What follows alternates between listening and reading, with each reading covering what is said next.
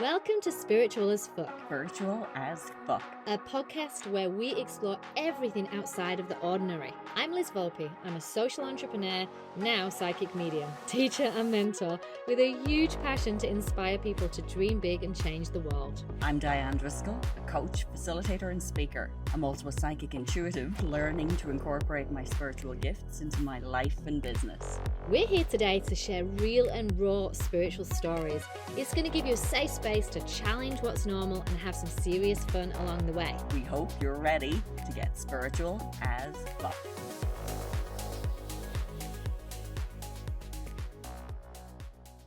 Welcome back, our lovely tribe of spiritual warriors. How are you? I hope you are enjoying your day.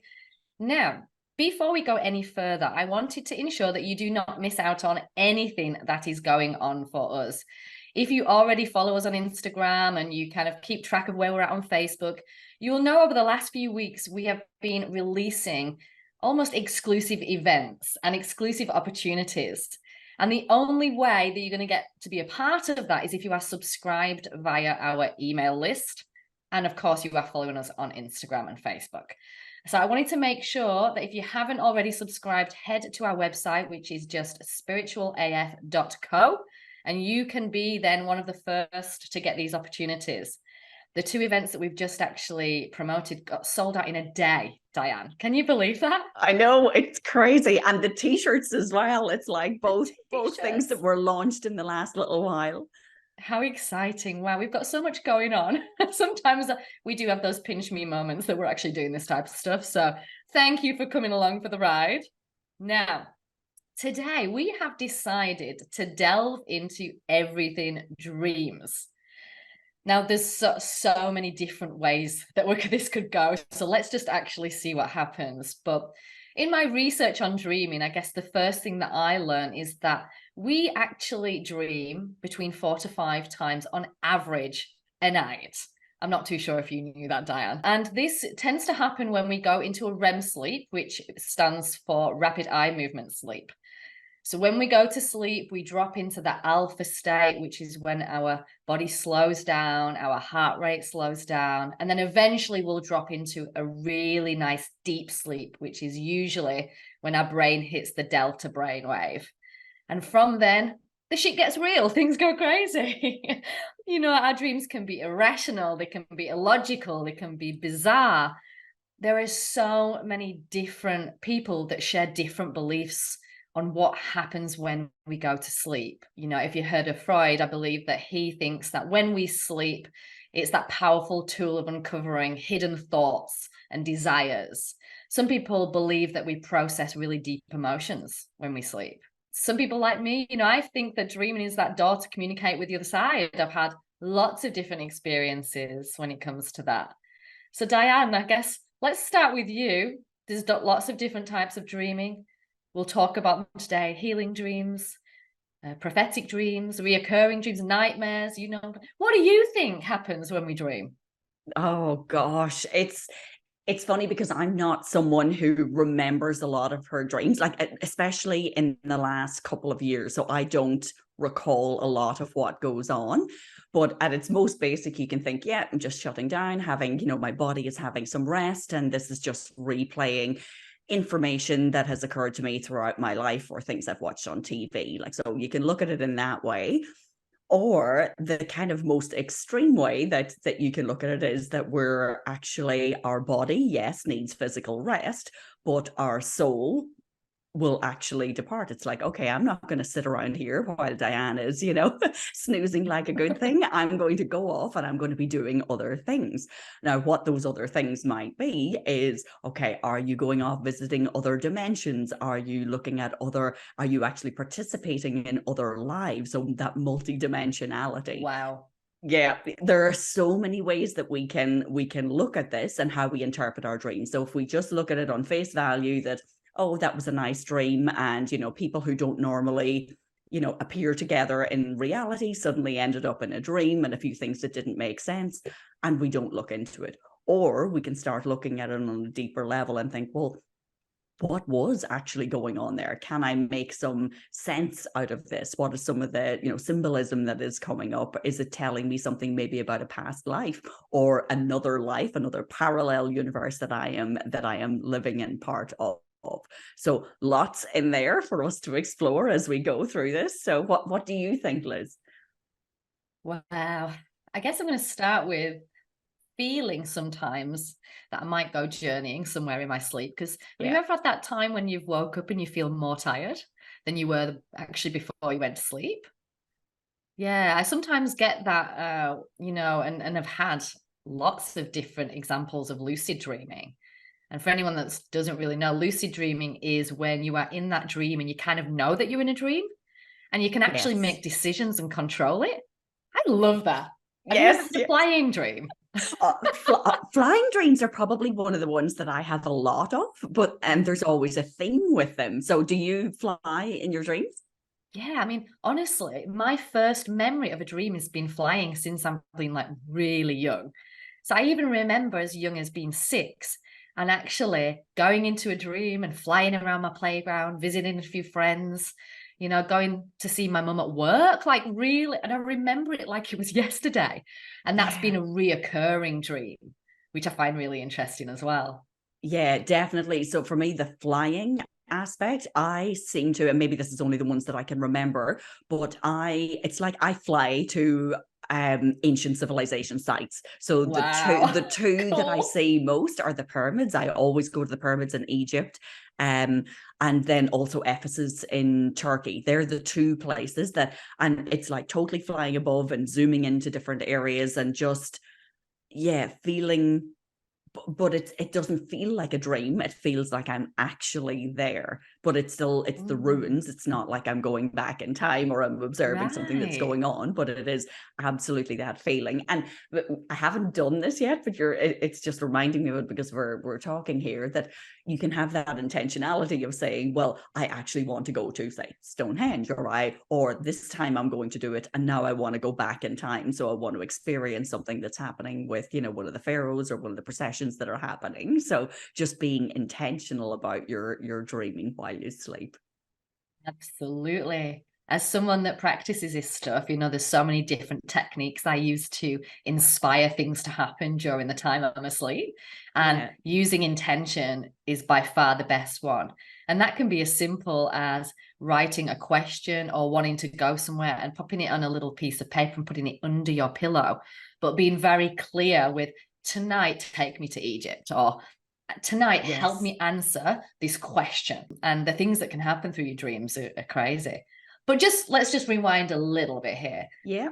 So when you talk to me about going to these ancient civilizations, do you feel like that might be more leaning towards astral travel than lucid dreaming?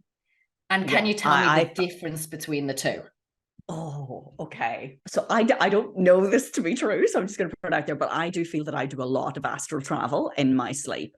The fact that I can't remember stuff, I'll just share that. So when I went through my spiritual awakening, first of all, I used to dream a lot and would remember my dreams before then. When I had my awakening, as we call it, then all of a sudden I stopped remembering anything at all in my dreams, but I would wake up and feel like I had ran a marathon, like literally exhausted, totally depleted. And my spiritual mentor at the time, Felicity, was explaining to me, so we were digging into this. She had suggested, take a dream journal, start writing down. And I would get so frustrated. I'd be coming back to her and saying, I'm not remembering anything, but I'm feeling like there's something really big, like almost like something really important, something frantic, something high energy that's happening when I'm sleeping. And she tuned in because she's psychic. She tuned in to kind of get some answers as to what was happening for me. And now, okay, take this with a grain of salt if you want, but this was the information that was delivered to me, and it blew my mind. It was that apparently I help souls transition in my sleep. Wow. So people who are transitioning from this life to the next, that is part of my soul's role while my body is sleeping. Now that's a pretty big responsibility, Diane. It No wonder you're tired. Clearly, I'm so good at my job. But when I was told this, I had this moment of total like, yeah, what a load of crap.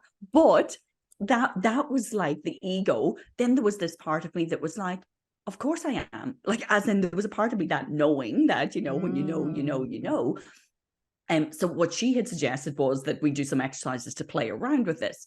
So I started these exercises of having that intentionality as I'm going to sleep and saying, tonight, I do not want to do any astral travel. So test that for a while. Tonight, I want to remember. So I kept asking for memories. I never got any of the, like, nothing that stood out to me as being related to either astral travel or helping souls transition.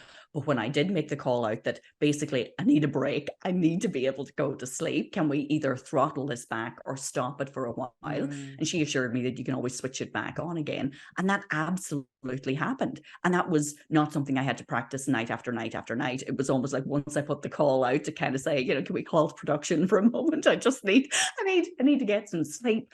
All of a sudden, I started having proper, calm, uninterrupted, good night's sleep. Isn't it funny? Yeah. I've had exactly the same thing happen. Okay. I mean, for me, I've had lots of experiences working with my guides in my sleep, visitations from people that have passed over in my sleep. And I also once got the advice on actually just asking to have a really restful sleep. And that happened immediately when I set that intention. Yeah.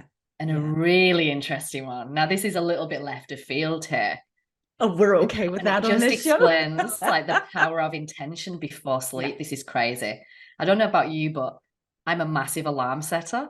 I have to have an alarm set. We're mums. We've got so much responsibility in the morning. And I got this message on tonight, set the intention for somebody in your dream, wherever you are, lucid dream, floating around on astral travel, whatever you're doing, for them to tell you when to wake up. All right. So get the information that the alarm would normally give you via your dream rather than setting an alarm. An astral alarm clock. This is a bit too risky. I've got to get the kids ready for the school. Yeah. So I've tried it a few times now, and no joke, this works. And I definitely want you to go and try it. Do it at the weekend. It's a funny one. You do need to do it when you would normally set an alarm, ideally. But potentially, this is what you can do. On Friday night, set the intention for your body or for somebody within your dream to wake you up at 8 o'clock, as an example. Right. You have to set a time, but then don't set your alarm and see if you wake up. And every single time I have done it, I've set the intention to be woken up from my dreams. In my dreams, it's happened. Oh my God. And so who do you set the intention of who you specifically want to come, or what does it end up looking like, or what does it what happens to you? I mean, I believe you can say anything. So for me personally, I have said to my guides, to my spirit guides, tonight, can you wake me up at this time? Like, let's go and do what we've got to do, but make sure I wake up for this time. And honestly, the first time it happened, I literally, scrambled up, woke up, looked at my alarm, looked at my phone, saw the time, and was literally in hysterics to myself going, that is just a coincidence. Okay. Until I tried it again. I need to try that. That is so good. It is not suggesting that people, do this when they're about to, do a flight. Head off to, exams or head off to the airport. It's like, no. Disclaimer, don't listen to Liz. We will not refund your flights or sit your exams for you. This show is for entertainment purposes only. Yeah. Oh my God, that's really good, because there are so many intentions that you can set when you're going to sleep. So one, to just, have the alarm, one that, okay, I want to travel, or set the intention that I'm going to travel to such and such a place, but also the intention that I'm going to remember my dreams, and then have that journal there. Because I know, and I can't remember whether this was a podcast conversation we had or one of our, many random conversations, Liz, but you had encouraged me previously to do dream journaling as well. And everything, like I have a journal beside my bed, and I will have what I consider to be, wake up in the morning with intuitive hits as opposed to what I remember in my dreams. I just don't feel like there are a handful of dreams that I could say in the last 2 years that stand out to me. And they're not even exactly like the question you asked me. They're more like either astral travel or I feel like I'm revisiting a past life. So there's multiple ways. Have you ever felt like there's a past life or another dimension or another reality that you're visiting? Wow, that's a good question. I've had so many different experiences in dreams. And I think that we're all similar to you. I don't think that we ever remember our dreams every single night forever. Yeah. But I do know from playing around with dream journals and intentions that I've been able to do lots of different things. There's been experiences where, I've been with a person. We've all had these. We actually meet someone in our dream that we know who they are. It could be a family member, it could be someone that's been in our life, but we're in like a completely different house in a different place and there's something going on. I've had a lot of those type of dreams, and I feel like there have been times where I have visited past lives 100%. And there's been some real strong familiarity. There's been a lot of symbolism, there's been reflections, there's been learnings in my dreams. But again, I think dreams are so symbolic that unless you're actually constantly keeping those notes, those dot points, bullet points, then you don't actually see the themes. You can't really work things out or join the dots. So I think, you bringing up the dream journal is really the key to understanding anything that happens in your dreams. And it's literally about having it open with the pen. It's not about just having it next to your bed. It's literally ready to go. Because how fast do you forget dreams? But so fast. This is where, when you asked about the difference between dreaming and astral travel, I think that is one of the things that I find.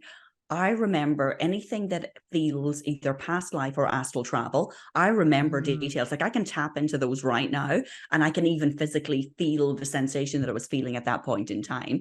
But dreams are almost like these wispy little things that if you don't catch them in that moment, you're not going to remember the details. Or even, you're going throughout your day and somebody mentions something, you think, oh, that's just reminded me that I dreamt about. And then, the absolute boredom of having to listen to someone telling you about their dreams because they're remembering as they're telling you the story. So it's like it goes into these convoluted places as they're trying to actually explain something that they can't even make sense of themselves. It's so funny. But I think that's a massive distinction, and it's not one that I have thought about until right now. It's like the dream side and not really being able to remember an awful lot, or they're so quick to pass by. Whereas for me, anything that seems more astral travel or more lucid dreaming, perhaps. Lucid dreaming, because you're aware of it and you're able to hold on to it and you're able to almost like orchestrate or navigate your way through on the dream, or anything that's past lives. So I think for me, one of the biggest past life kind of dreams that I had, and I can instantly put myself back there, that it was, so there's a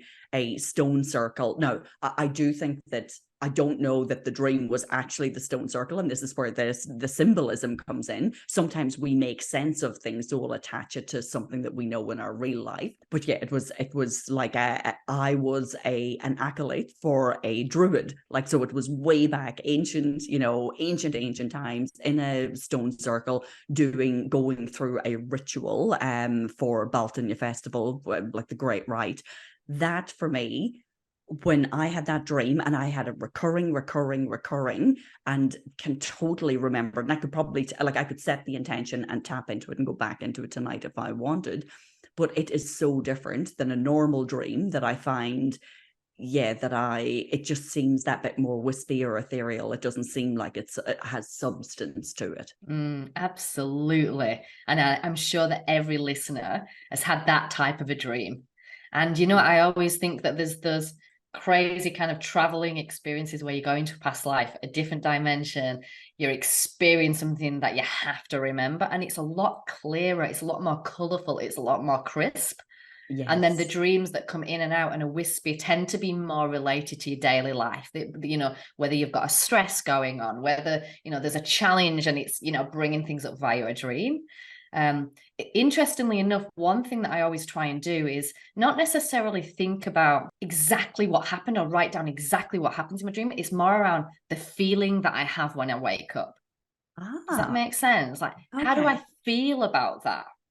And that actually tells you a lot as well. And it, again, intuitively, like for you waking up from a past life dream, like intuitively, you've had that hit, right? You're like, yeah, holy absolutely. shit. Yeah. That's happened to me. I know that. There's no other explanation, you know? Yeah, 100%. Yeah, yeah. It's like it doesn't logically make sense to me. And that's the bit that I grapple with. But at the same time, it's like nobody is going to make me doubt for a second that that didn't feel like it was a real experience as opposed to feeling like it was a dream.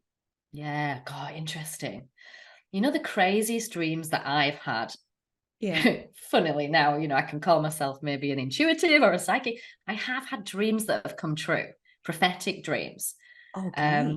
I feel like there's one of them I have spoken about on the podcast before, but I will go back to it because it's an extraordinary dream to me. Yeah. But first of all, I'm sure that this is other people have experienced this. I have had a dream as a teenager about someone passing away. Now, the person that passed away was like my mum's friend's uncle. So not somebody that I knew, you know, perhaps I'd met them once, I don't know, in life, but you know, I woke up feeling, you know, the feeling of grief, the feeling of being upset. They're almost like the dream. I was there when someone got told, and, you know, my mum was there and she was upset. And I woke up so distraught because sometimes these dreams really leave you hanging on to that emotion, don't they? Where you actually think it's real. And, you know, I remember this one particular time dreaming of a death and running down the stairs to my mum and being like, oh my God, I just had this horrible dream that so-and-so's uncle died. And my mum just looked at me and told me that it actually happened. I could not believe that. That was the first time I believe that happened. So that was kind of one style of dream. Yeah. But then the second dream, which I'm sure I've shared with you, Diane, was when I lived in Brisbane, lived in an apartment which was on the first floor. And I went into a crazy dream where I literally felt fear. I felt like this urgency, this need to wake up. And it was almost like I was trying to wake myself up. And then I actually felt somebody's hands around my legs and pull me to the bottom of the bed and like literally telling me to get up, get up, get up, get up, get up. And the message that I was getting was shut the balcony doors. And I woke up and the balcony door was open. So that was the first thing I noticed. So I was so confused. Like, was that a dream? Did someone just pull me? I was at the bottom of the bloody bed. So I'm like, what the hell? And obviously just instinctively, because I had fear and it was just so weird, I went and shut the balcony door. And the day after, we had a message from Body Corporate saying that a man had leaned up a huge ladder up the side of the building and climbed onto the level one, which was right outside my sliding doors, which was going out to the pool area. So that was a whole lot of confusion to me. Was that a dream? How did I end up on the end of the bed? Yeah. What the hell? I mean, what do you make of that? Oh my, so when I'm hearing that, no, I haven't heard that story before, but it's, you know, I guess I'm looking at it on multiple levels. There's like the physicality of the movement and being pulled and finding yourself at the bottom of the bed, but also knowing your psychic gifts starting to come online. So you're getting these intuitive hits, these messages while you're sleeping.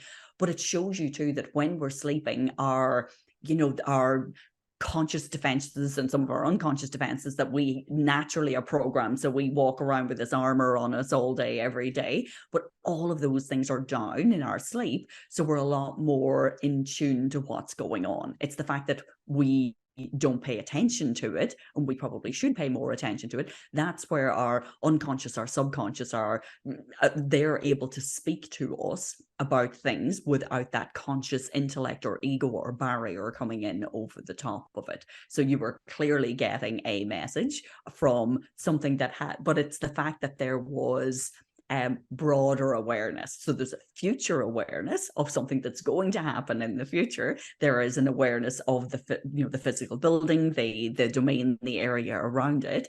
So if you believe in the fact that your soul is not just inhabiting your body, that because there are obviously other schools of thought where part of your soul, like a percentage of your soul, resides in your body, but then you've got your oversoul as well. So there's a majority, like there's another part of your soul that is constantly in other places, or it could be inhabiting other realms. So that could be what is looking out for you and giving you some of the messages, along with your spirit team, or however, however that is interpreted, or people interpret it for themselves. But you're getting the messages regardless of what the fuck happened. It's like there was a message that ended up being true, and it was something that served you, and it was, okay, we need to give you enough information. So whether that's we as in your soul, that you have traveled forward in time, or whether it's your spirit guides, somebody knew that this needed to be big enough for you to actually pay attention to it, that you were going to take the action and actually not just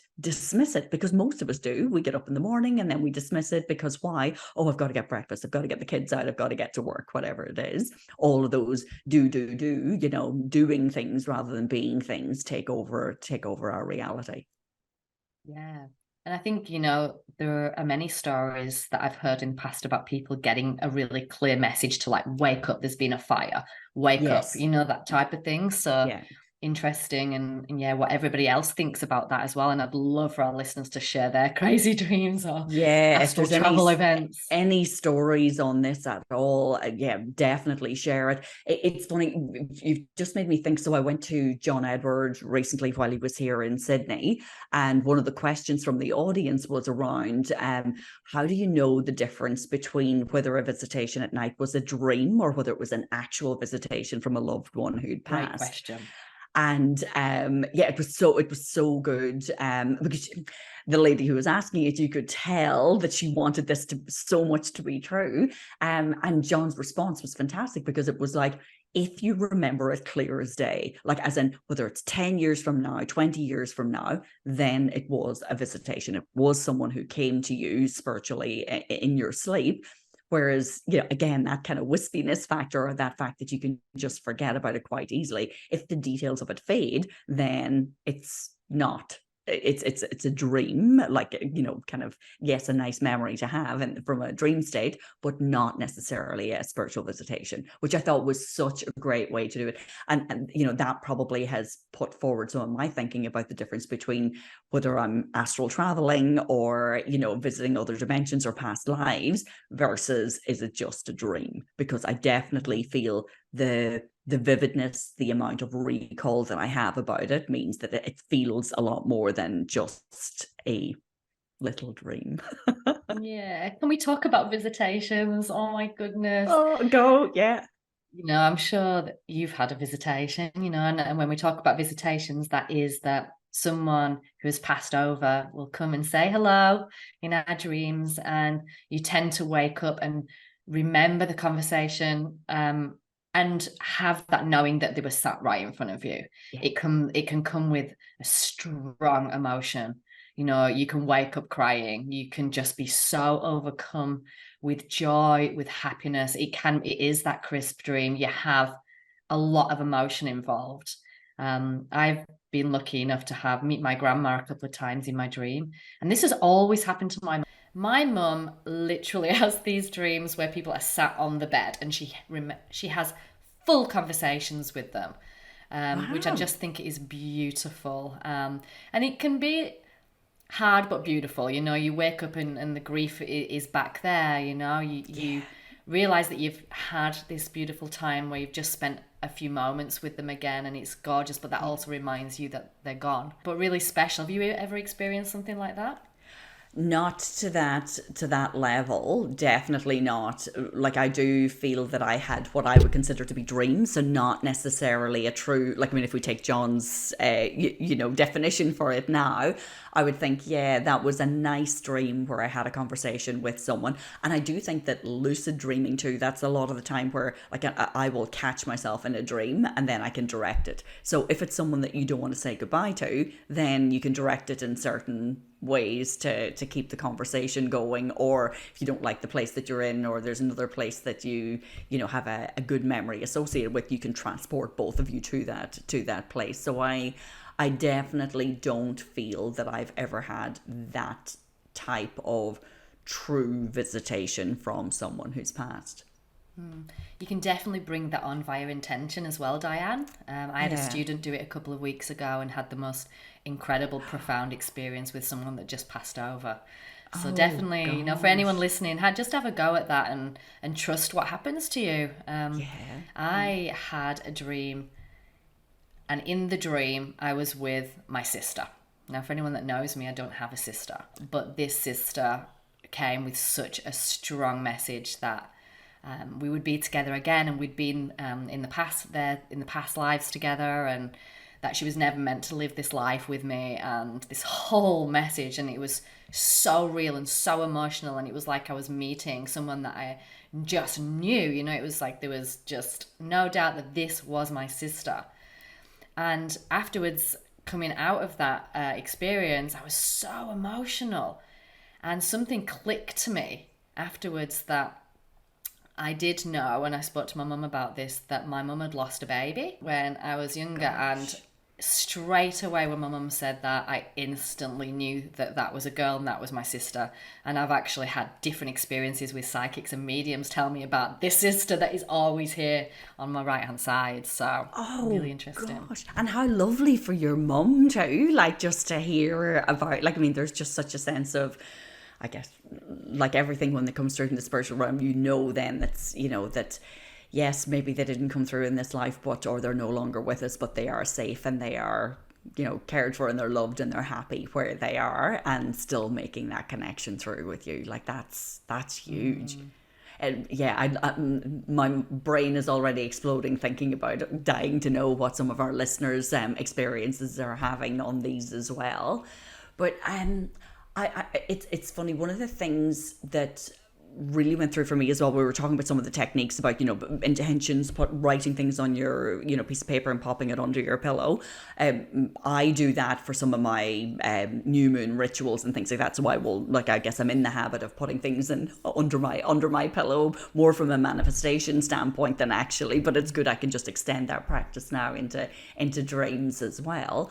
But I think one of the other things about dreams as well is, if you're not sure if your dream is true, there are techniques that you can do to actually test reality while you're sleeping.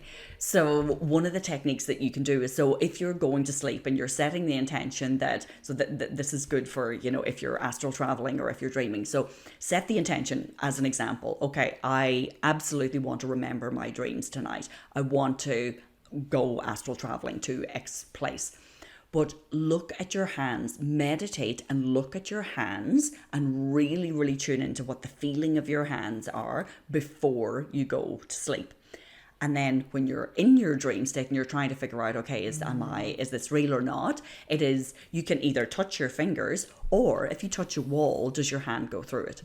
So obviously during the day, if you're going to put your hand on a wall, then, you know, you're going to be physically blocked. But in your dreams, that's a way for you to know, and you're constantly testing reality to see, am I awake or am I asleep? Now that's for people, particularly if you do a lot of lucid dreaming and you're not quite sure, am I awake, am I asleep? And I think, you know, for people who have suffered trauma as well, a lot of the times you might feel that sense of dissociation when you're in your physical life. So this is another good thing that can help you and say, well, okay, is this situation that I'm in right now, is it real? Can I touch these things? And yeah, the hands is the best way that I know how to remember it. I'm sure there are other ways that you can do it, or you can have something that will help you remember or help you realize, am I in dream state? Am I in reality?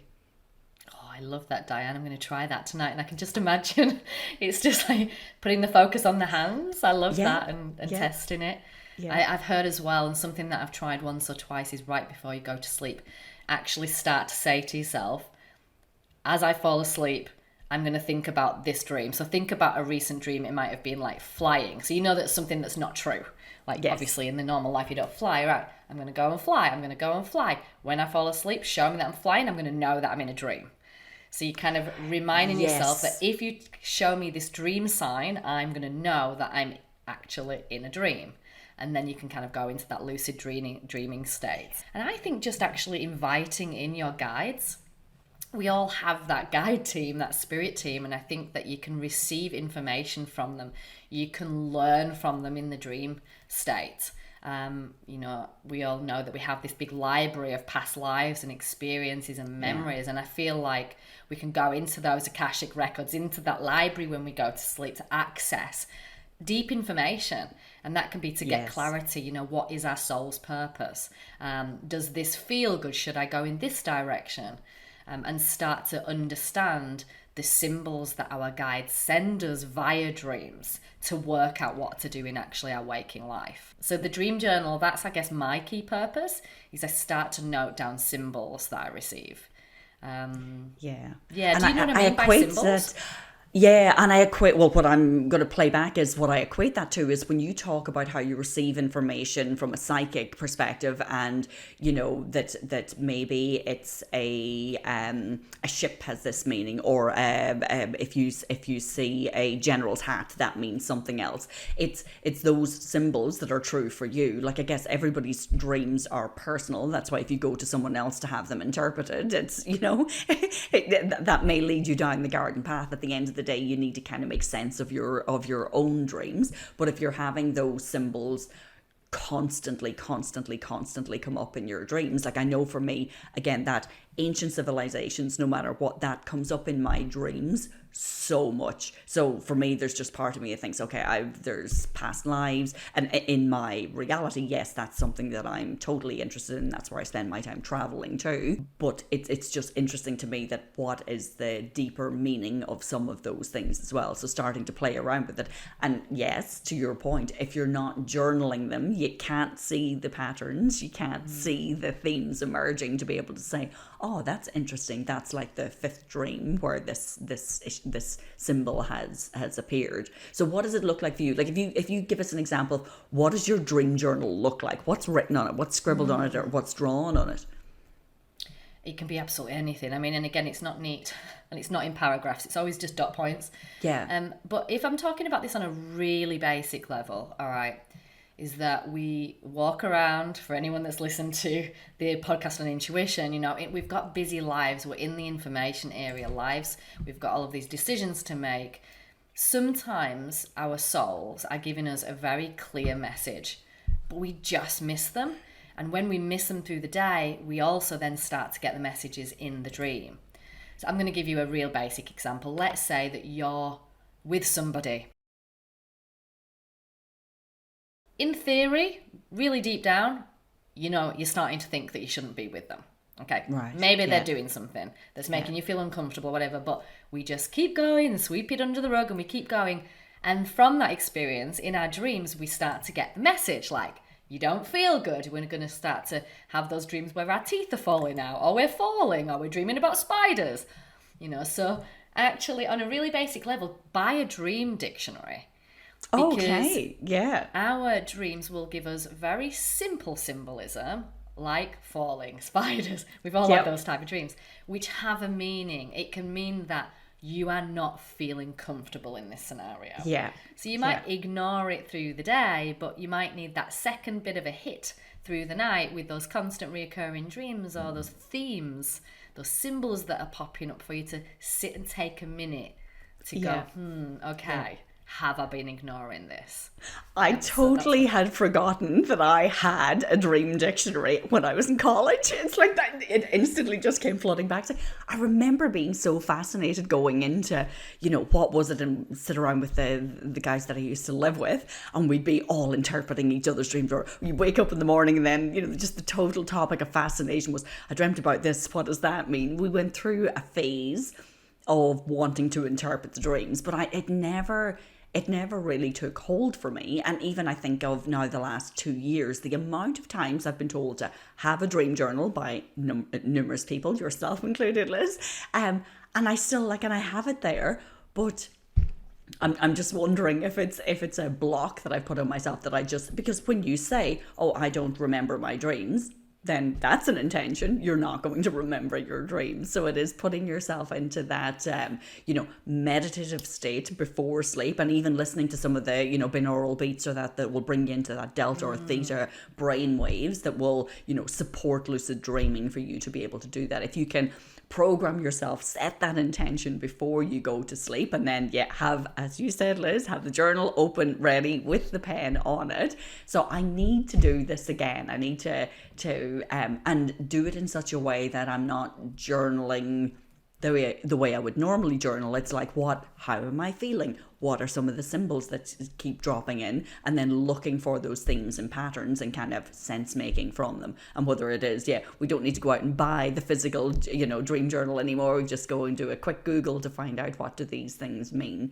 But it is, if there is so much information buried in our, our unconscious and our subconscious, regardless of whether you believe we leave our body at all or that we have, other lives or other dimensions that we're visiting, the fact that there is so much information that is untapped in our unconscious and our subconscious that may be wanting to give you information that helps with decision making in your life or setting direction in your life, that is definitely worth exploring. Absolutely. And if you are one of those people that goes through those bouts of just waking up at 3 a.m, being really restless, not being able to sleep, not being able to drop into a deep sleep, there's some messages there as well. But, dreams are so magical, like play around. Like you can just journey anywhere you like. It's so much more fun than real life. Go and have a go. And, just writing those one dot points, spider tonight, flying tonight, saw this person tonight, and looking back, over the week, over the month, are there any little themes there? But I think you're right. We do block certain things out so we can get clear guidance and very strong messages through our dreams. But you know what it's like. We also get busy and we can't be bothered writing our dreams down as well. So it sometimes takes our guides to give us one really big, strong one with a hell of a lot of emotion to really kind of actually get us to stop and listen. Like yanking you to the end of the bed. Exactly. So don't wait. If you don't want to be yanked to the end of the bed. Maybe we all need to start that dream journal. And I think it is, we love to give practical things, and some of these things are things we've tried ourselves, some of the things that we're just curious about. But if we experiment about it, and no matter what you're going to do from a spiritual practice standpoint, it's your intention behind it that is the huge thing. So set the intention going to sleep, I'm going to have the dream and I'm going to remember it. But then having the intention that when I wake up, well, I'm actually going to, capture that information and decipher it and spend a little bit of time. And even if it's only 10 minutes before you go to sleep and 10 minutes in the morning when you wake up, we've all got that available to us. It's just, committing yourself. Is this something that I'm interested in? And more and more as we talk about it, it's like, the amount of information that is buried. So whether it is your subconscious, your unconscious, or if it is the fact that you do have soul contracts with other people, that you are in the astral realm meeting up with them, whether it's in, a past life or another dimension, isn't that something that would be pretty freaking awesome to know about too? So it's like, try it for a week. So let's see. I'm definitely going to do it now for the next week and see how I go. Yeah, definitely. And there are some really cool things, and get onto Google for this because I'm not an expert, but there are things that can make your senses explode, those sensory experiences that you can put into practice before bed. There's certain crystals that supercharge dreams. There's different smells like aromatherapy oils. I always wear lavender that can help kind of bring on lucid dreaming. So just play around with the type of music that you listen to before bed, and before you know it, you will be on some type of dream travel, and you'll be dying to get onto Instagram at spiritual.a.f to share how awesome that dream was with Diane and I. Sweet So that's our challenge to you. Amazing. So yes, please reach out. Sleeping, dreaming, astral traveling, whatever you want to share, definitely share. Thank you so much for being with us today. As always, make sure, if this is your first time with us and you liked what we do, you liked what we talk about, you're interested to hear and be involved in our crazy chats, please click follow wherever you listen to your podcast as well. And we are so happy to have you along for the ride. Thank you so much. That's it for another episode. Thank you for listening. Did you know that we are building a movement of 1 million people who are spiritual as fuck? We would love for you to join us. You can start by leaving us a review on Apple Podcast. Every month, I'm going to intuitively choose one person and do a psychic reading for you. So follow us on Instagram, send in your stories and topic suggestions, and join the movement at spiritual.a.f. Until next time.